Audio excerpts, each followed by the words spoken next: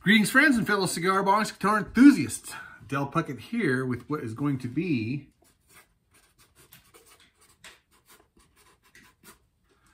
build number 407.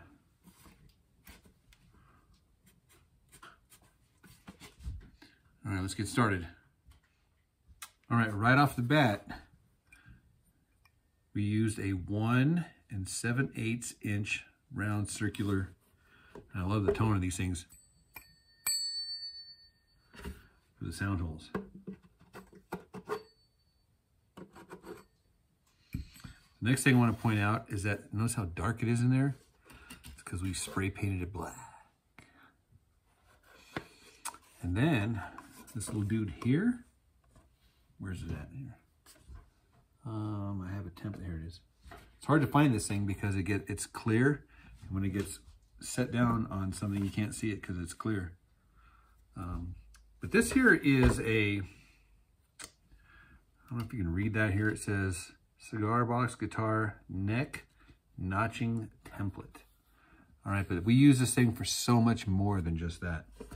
But this is where it comes in handy is because it's got the markers on this side, which mirror the markers on this side.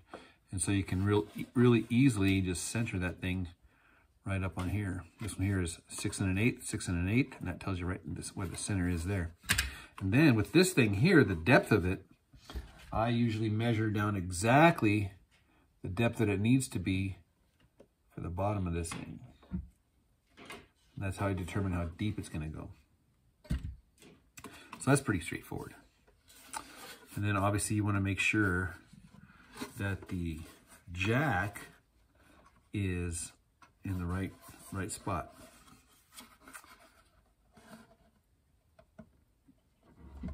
There. And then also the 4 corners, 1, 2, 3, 4. Now you'll notice here that I have a little block. Now this little notch here was the piece that came out from here, and it just so happened to be the right exact height or thickness for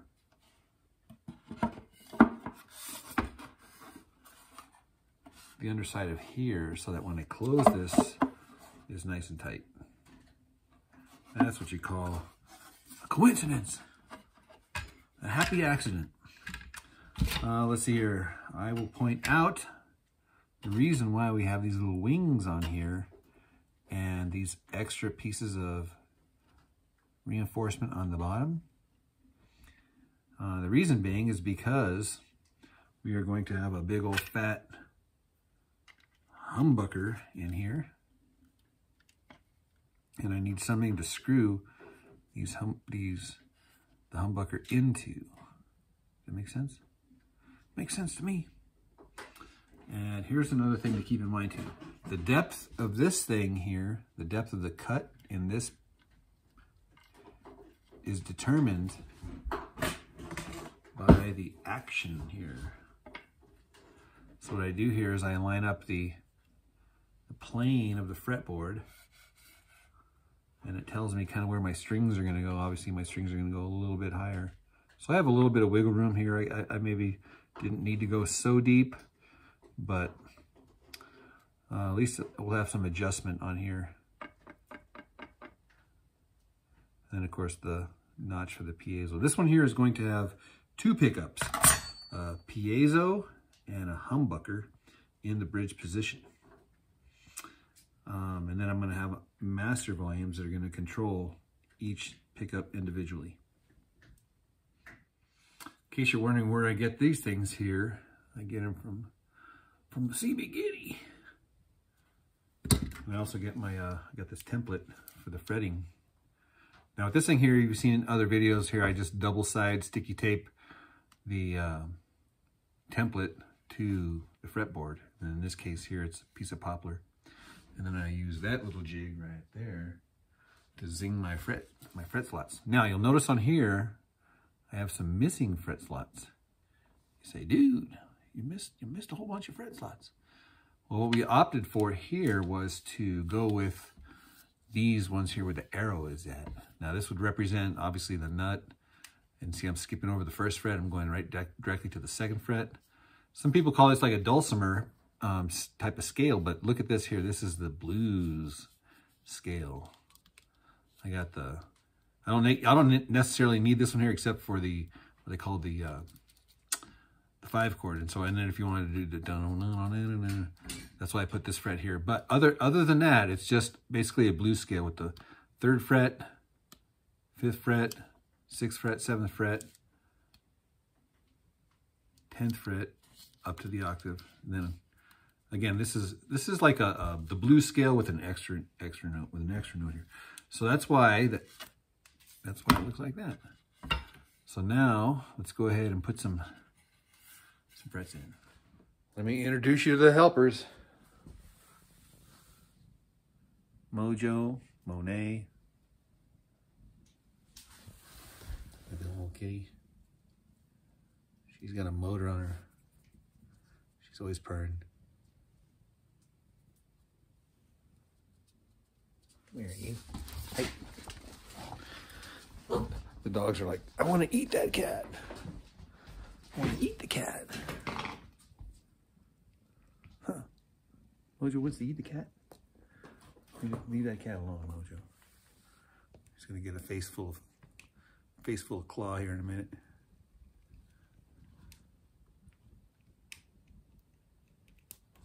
He's purring though. We're all enjoying the fire.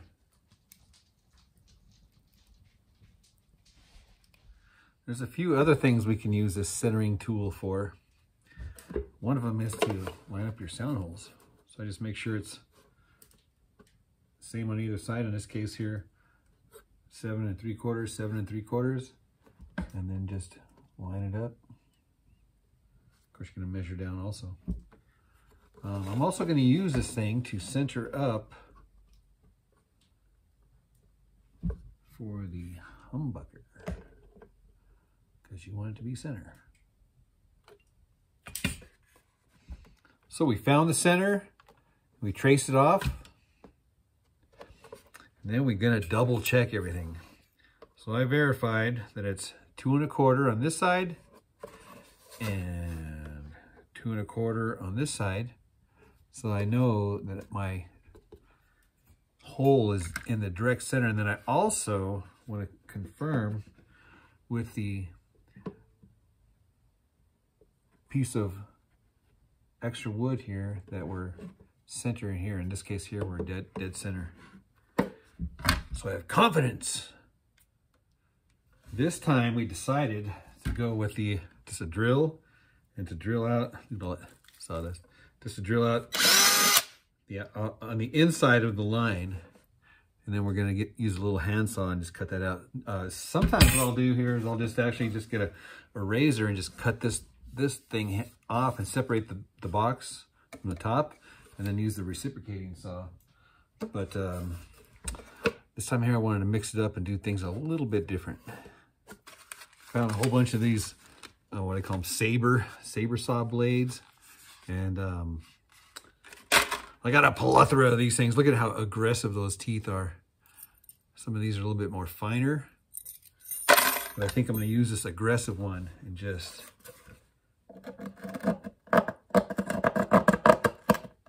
oh yeah, that works awesome. Yeah, I'm so glad I did it this way, because if I did it the same way every time, that would just get boring, right? So now I just need to file these things, file them down, and I have the perfect tool for that too. What do you know? It's this sanding stick. It's got aggressive grit sandpaper on this side. And look at that, it's gonna fit perfectly.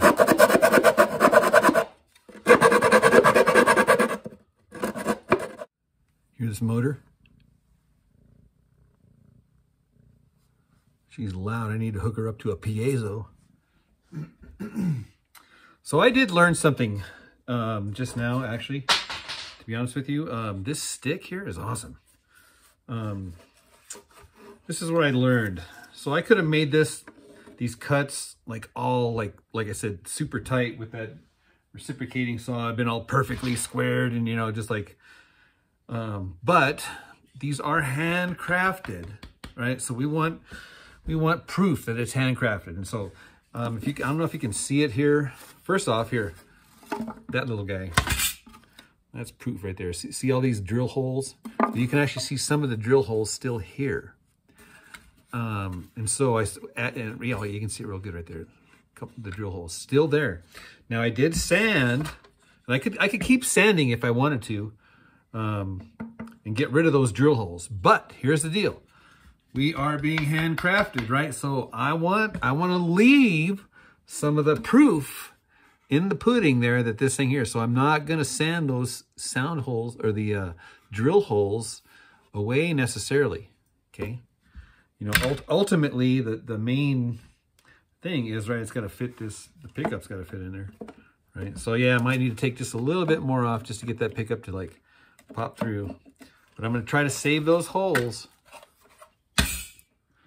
Okay, a little cat, she found the empty cans of her food in the trash can. So she's making the sound, that licking sound in the background. So this neck, we are sanding it right now. But again, I don't want to take off everything. There you can see some of the green left over here.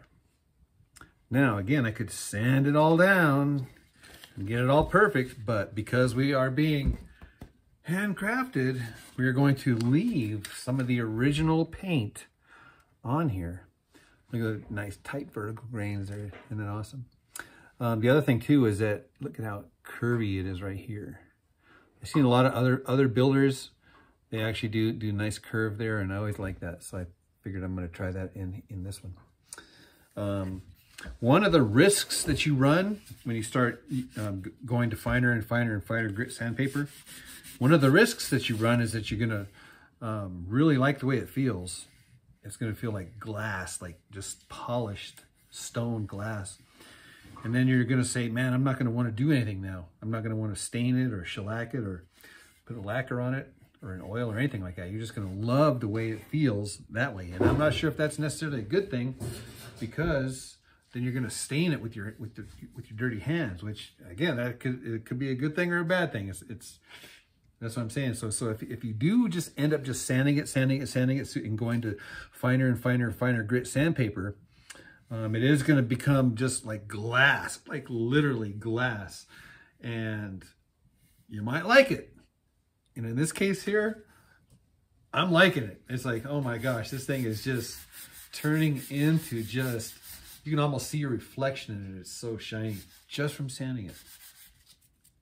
And then the very, very, very back, where the tuners on the back of the tuners are going to go, I'm not going to sand that at all. That is still exactly the way it was when this stick was acquired. You can actually see the dirt on there. And I'm going to leave that on there for proof that we are indeed handcrafted. Don't be afraid to try new things. This might be one of those new things that you might want to try. So what I do when I'm going to drill my holes for the tuners is, you can actually measure these out if you want. From the edge there, it's about 3/8.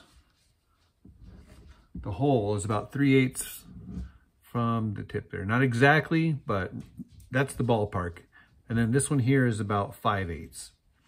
And I just get a pokey, and I just kind of stab it exactly where I want it. I just look down, straight down onto it, straight down. And depending if it's a right hand or a left hand, it's going to depend on where you're going to want it. And that's all just personal preference. This one here is going to have one top and two bottom. So once you stab it with the pick exactly where you want it, then you get a tiny little drill, and that's where you want to be careful. Okay, you don't want to have any angle to it in either axis. Okay, you want to be as straight as possible. As much as, now you say, well, why don't you just use that fancy drill press over there? I could, and I certainly have, and I could do a good job if I did that, because that is an awesome way to do that. But if you want to be handcrafted, right? You're gonna do as much with your hand as you can. In this case here, we're gonna hand drill these things. Now, you're gonna start off with the smallest bit possible, right? And you're gonna be as straight as possible. Now, again, I get straight up and down on it. I make sure it's level, make sure it's flat, perfectly flat. And then I get my drill as straight up and down. I mean, you can get the little level on the top if you want, but you know, always you want to have a little bit of wiggle room, right? You don't want it to be perfect. You want it to be almost perfect. Now, once you start getting your holes drilled, that's when it's going to become critical, in my opinion, to not screw it up. Now, one of the tricks to not screw it up is to get one of these clamps right here and just get it as tight as you can. That way it kind of prevents or reduces the possibility for this splitting right here, right? So we don't want any splitting anywhere. So we're going to be proactive, preemptive, take the initiative, and get this thing as tight as you can. Here's another trick too, is that you once you get your holes drilled, and when you start sizing up, you're just going to barely size up to the next. You're not going to go all with the exact. You want to kind of like size up, size up, size up, size up, and that's what I'm doing. So I'm sizing up. This one here is just about an eighth now. I've already gone up from a couple, 2-3 holes. Now I'm about at the eighth. Now what I do is I do the drill going backwards. I don't know if you can see that it's going backward. Here's forward, and here's backwards. So I'm going to go backwards, and now I'm just going to apply pressure. Now you might think this is a dumb idea. Maybe it is a dumb idea, but sometimes dumb ideas work, and this one here works. So I'm going backwards. And why am I going backwards? Well, because I don't want to like rip anything, right? I just want it to be a clean cut. So again, I'm being as straight as possible, and I'm going backwards, and I'm pushing.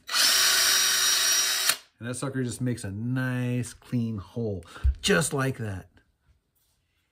I opted for this natural.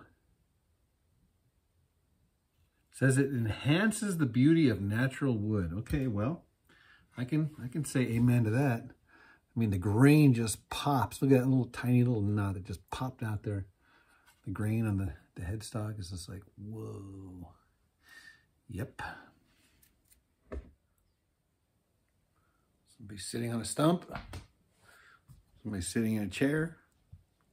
Listen to her purring.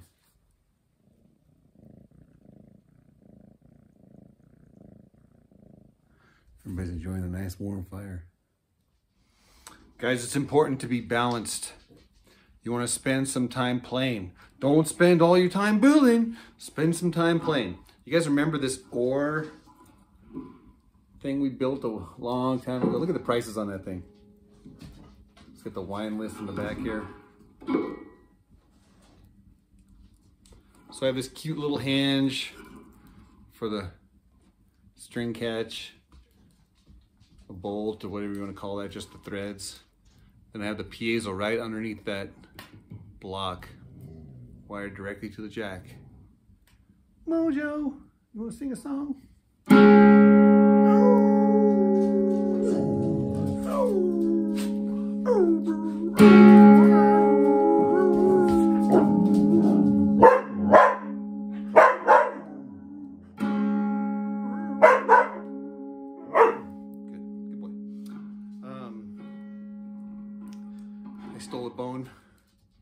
Stole this bone from the dog.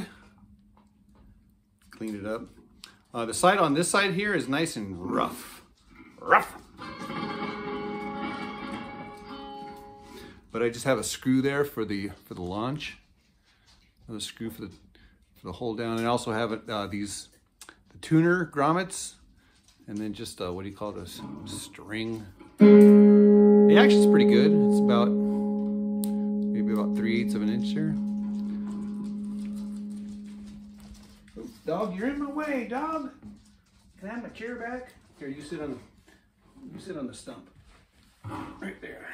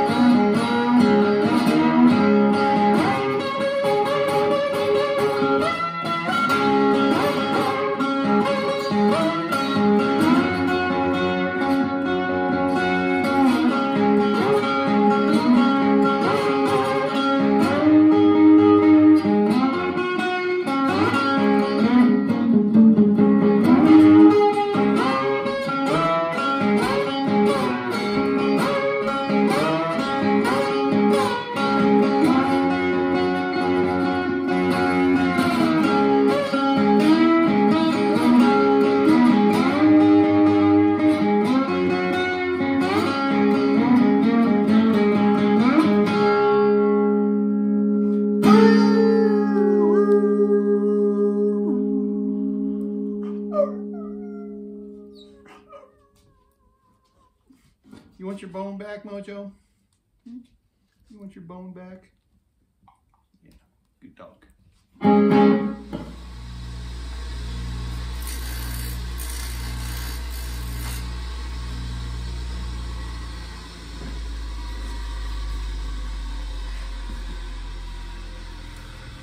All right, I didn't show all of the details, but I used the grinder there to grind off these edges on these frets here so that they're smooth, smooth, smooth with the edge of the fretboard.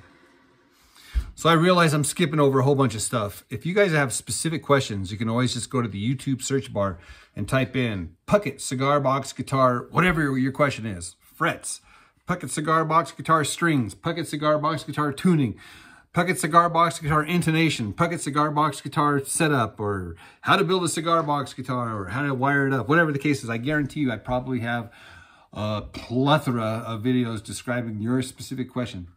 So I just wanted to let you know that that's an awesome hack. That's an awesome hack.